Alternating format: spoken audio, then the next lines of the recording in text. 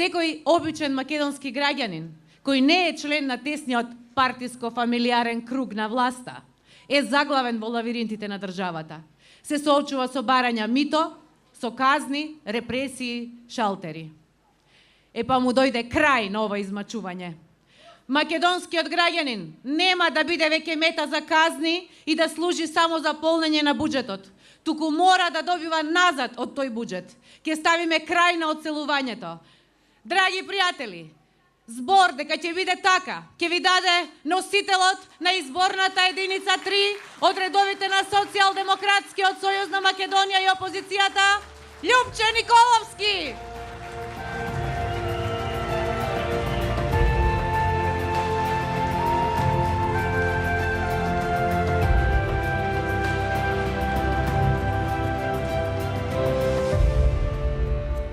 Добро вечер, Делчево.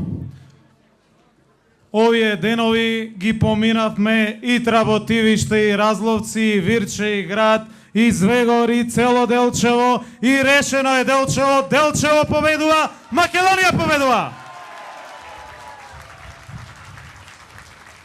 Добро вечер, храбри и решени луѓе.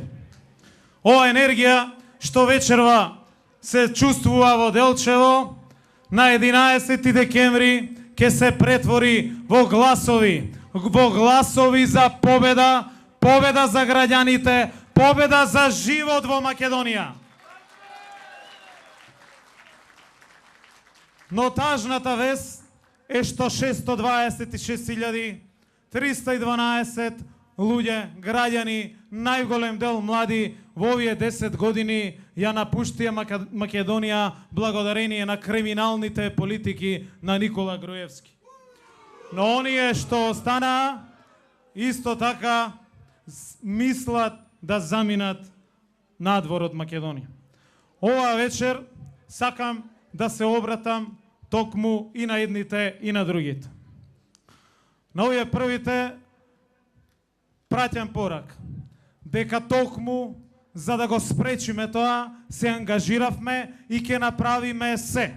Ќе направиме се да го спречиме иселувањето од Македонија и да ги задржиме младите тука. Драги пријатели, на овие што сте тука, веруете, исто како вас, ги знам вашите маки. Токму затоа застанав рамо до рамо до Зоран Заев, затоа што верувам, затоа што знам дека има визија, затоа што знам дека ги доби сите битки во овој период, затоа што ги победи сите битки во овие 2 години, затоа што има план за живот во Македонија и затоа што како премиер тој план ќе го реализира. Затоа што тој верува дека Македонија може да биде економски силна земја на бројни домашни предпријатија, кои што ќе отворат нови работни места, но кои што ќе бидат добро платени. Затоа што Македонија, во која што живееме, може да биде земја со повисоки плати и со побогат семеен буџет. Македонија, во која што трошоците на секое семејство ќе ги намалиме, ама на смевките и среќата во секое семејство ќе ги вратиме. Македонија, која што ќе биде едно општество за сите граѓани, за секој човек со еднакви можности, со еднакви шанси, а не шанса само за една или за неколку фамилии. Затоа што веруваме дека секој човек е битен и секој граѓанин е битен. Светлата иднина за Македонија е испишана во нашиот план за живот во Македонија. Токму во тој буквар, токму во таа изборна програма ги испишавме работите кои што ќе допрат до секој човек, до секој граѓанин. За секој од вас, низ овие страници е испишан пред се достоинствен живот за секој човек во Македонија. Она што е клучно, она што е главно, парите ќе ги вратиме назад кон граѓаните. Просечната плата ќе ја зголемиме на 30.000 денари до крајот на првиот мандат. Во секое семејство со двајца вработени ќе има 2 просечни плати со кои што ќе може да се покријат сите животни трошоци. Истовремено, животните трошоци ќе ги намалиме за повеќе пари да останат во секој семеен буџет. Домашните фирми ќе ги јакнеме со тоа што испланиравме 140 милиони евра за отварање на нови и на добро платени работни места пред се за младите луѓе, но во домашните компании. Нив ќе ги поддржиме цврсто решено. Оваа спирала на покачување на платите ќе започне со покачување на минималната плата.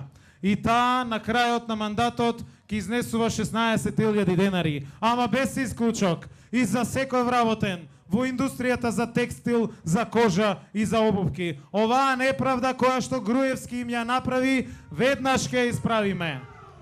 Владата на Зоран Заев нема да дозволи ниту еден вработен токму во овие индустрии, во текстилот, во кожарската, никој од нив нема да има плата испод 16.000 денари и точка. И така ќе биде.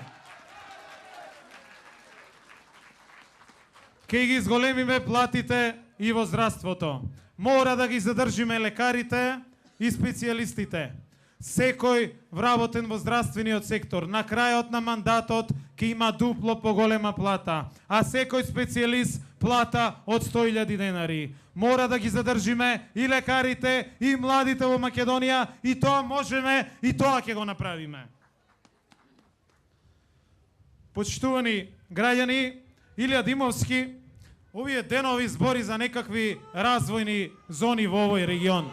За какви бе развојни зони збориш, Илија, а ништо не веруваш? Каде е развојната зона во Делчево? Каде се фабриките? Каде се инвестициите? Каде се вработувањата? Само пустош оставивте. Пустелија и во Делчево, и во Каменица, и во Берово, и во Виница, и во Паланка, и во Ранковци. Нема да ви дозволиме од Македонија да направите пустош и тоа на 11 декември бидете свесни дека народот ќе го спречи. Почитувани граѓани, сите од Делчево треба да знаат дека веднаш после 12 ќе има праведна распределба на државното земјоделско земјиште. Не може председатели на комитети на ВМРО ДПМН, не може председатели на комитети на Социјалистичката партија на Цинго, ама и вработени во подрачните единици да добиваат десетици, стотици хектари с државно земјоделско земјиште, а за вистинските земјоделци од Делчево да нема. Ке има ревизија, ке ви ја земеме, ке одговарате и земјата ке биде во рацете на вистинските земјоделци. А вистинските земјоделци ке имаат веднаш ке имаат зелена поевтина нафта, поевтини трошоци, бенефициран стаж, и ќе имаат сигурен пласман и сигурен откуп на земјоделското производство. И тоа ќе го безбедиме. Обврска на државата е и за откупот, е и за цените, е и за пласманот. Но и ќе има сигурни навремени субвенции, но не за фирмите на Мијалков, на Орце Камчев, не за фирмите на Цинго. Ке има субвенции сигурни навремени за секој вистински земјоделец. Испланиравме 640 милиони евра сигурни навремени субвенции за поддршка на секој земјоделец. Почитувани, ова е планот за живот кој што ќе донесе добар економски живот за сите. Ова е обмислен план кој што се базира на наука, на факти, на аргументи. Најдобрите политики и практики во Европа и светот ги ставивме во нашиот план за живот. За и Македонија да биде економски успешна, приказна, во која граѓаните ќе имаат квалитетен живот. За да го има ова, треба да знаете дека први ќе има правда. Ќе има продолжен мандат на специјалното јавно обвинителство, ќе има генерален реизбор на судството, ќе има одговорност и ќе ги вратат парите назад кон граѓаните. Почитувани граѓани, имаме човек кој што знае да води економија, кој знае да води бизнис, кој знае да отвора работни места, кој што дава илјадници плати секој први. Неговата визија за животот е и наша визија за сигурна и стабилна Македонија. На Македонија и треба премиер како Зоран Заев. Токму затоа, почитувани граѓани, изборот е ваш. Ке го оствариме овој план во целост, затоа што изборот е искрена, честна, одговорна екипа која што сака да направи нешто за добро за овој народ. И бидете убедени дека ќе дадеме се од себе, дека секој ќе одговара, дека ќе бидеме одговорни пред законот, пред правдата, пред институциите. Никој нема повеќе право на грешка. Токму затоа на 11 декември мора да одбереме број 4. Мора да одбереме живот за Македонија.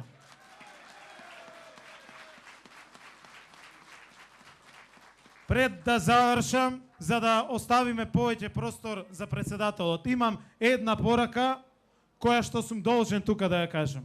Овој месец 3 пати одам во Разловци и 3 пати се чудам на неспособноста, на неодговорноста на власта.